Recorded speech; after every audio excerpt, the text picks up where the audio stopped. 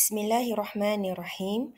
Assalamualaikum warahmatullahi wabarakatuh. Hari ini kita ni sambung mata pelajaran haji. Sebelum itu, ada baiknya kita ni membaca doa sebelum belajar. Bismillahirrahmanirrahim. Rabbi shrahli sadri wa yassirli amri wahlul uqdatan min lisani yafqahu qawli.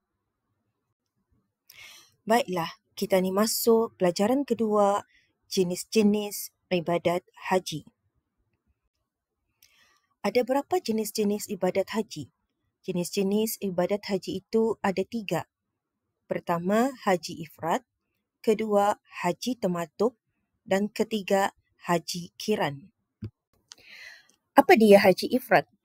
Haji ifrad ialah mengerjakan amalan haji dan umrah secara berasingan. Berniat ihram untuk mengerjakan haji sahaja. Setelah selesai ibadat haji, barulah mengerjakan umrah dalam tahun itu juga, yakni umrah dikerjakan bukan dalam bulan-bulan haji. Jadi, hukum bagi haji ifrad ini ialah tidak dikenakan membayar dam. Kedua, haji tamatuk. Haji tamatuk ialah mengerjakan ibadat umrah terlebih dahulu dalam bulan haji hingga selesai. Kemudian, diikuti dengan mengerjakan ibadat haji dalam bulan yang sama hingga selesai. Jadi, hukum orang yang mengerjakan haji tamatuk dikenakan membayar dam. Syarat-syarat wajib dam kerana mengerjakan haji tamatuk itu ada 4. Pertama, ianya bukan daripada penduduk yang tempat kediamannya tidak sampai, yakni kurang 2 marhalah, 89.4 km daripada tanah haram. Kedua, mengerjakan ihram umrah pada bulan haji. Ketiga, mengerjakan haji pada tahun yang sama. Dan keempat, tidak kembali kepada mikatnya kerana melakukan ihram haji. Jenis dam yang wajib dibayar kerana melakukan haji tamatuk ada 2. Pertama, hendaklah menyembelih seekor kambing memadai pada hudahiyah yakni penyembelihan. Kedua, jika tidak mampu, hendaklah berpuasa selama 10 hari, iaitu 3 hari di Mekah dan 7 hari apabila balik ke tanah air. Jenis ibadat haji yang ketiga ialah haji kiran. Apa dia haji kiran? Haji kiran ialah mengerjakan ibadat haji dan umrah secara serentak pada bulan haji, atau mengerjakan umrah kemudian dimasukkan amal ibadat haji sebelum melakukan sesuatu daripada pekerjaan umrah.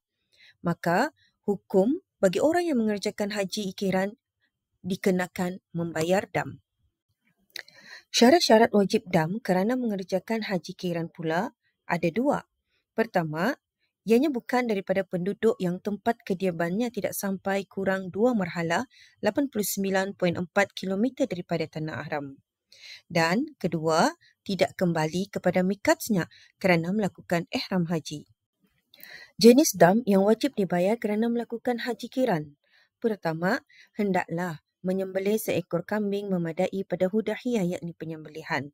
Kedua, jika tidak mampu, hendaklah berpuasa selama 10 hari, iaitu 3 hari di Mekah dan 7 hari apabila balik ke tanah air. Jenis-jenis ibadat haji mengikut keutamaan. Pertama, haji ifrad lebih afdal daripada haji tamatuk dan haji kiran jika ibadat umrah dikerjakan pada tahun yang sama. Kedua, haji tamatuk dan haji kiran lebih afdal daripada haji ifrad jika ibadat umrah dikerjakan pada tahun yang lain. Dan haji tamatuk lebih afdal daripada haji kiran. Baiklah, sekarang kita ni masuk kepada penerangan hukum yang berkaitan dengan jenis-jenis ibadat haji. Jika seseorang yang mengerjakan haji, kemudian dimasukkannya amal ibadat umrah, maka perbuatan sedemikian adalah ditegah kerana tidak ada tambahan sebarang faedah daripadanya.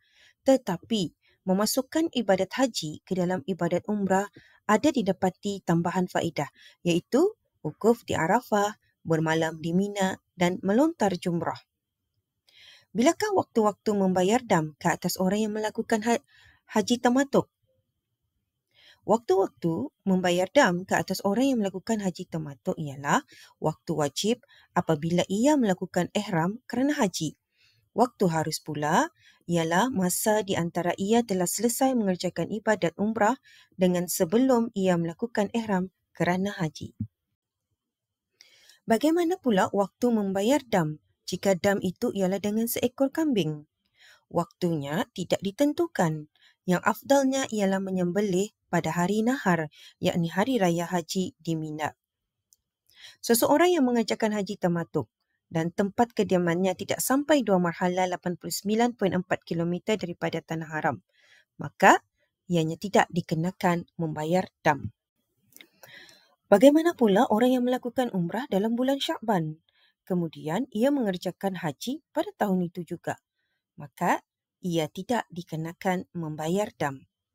Bagi orang yang melakukan ihram kerana umrah dalam bulan Syakban dan ia melakukan semua pekerjaan umrah seperti tawaf, sa'i dan bersyukur dalam bulan haji, kemudian ia mengerjakan ibadat haji pada tahun itu juga, ia tidak dikenakan membayar dam.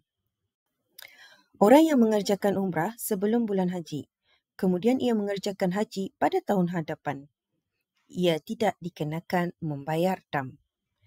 Bagi orang yang mengerjakan umrah dalam bulan haji, setelah selesai umrah, ia kembali ke Miqats, yakni Yalamlam, dan berihram haji dari sana pada tahun itu juga. Orang tersebut tidak dikenakan membayar dam.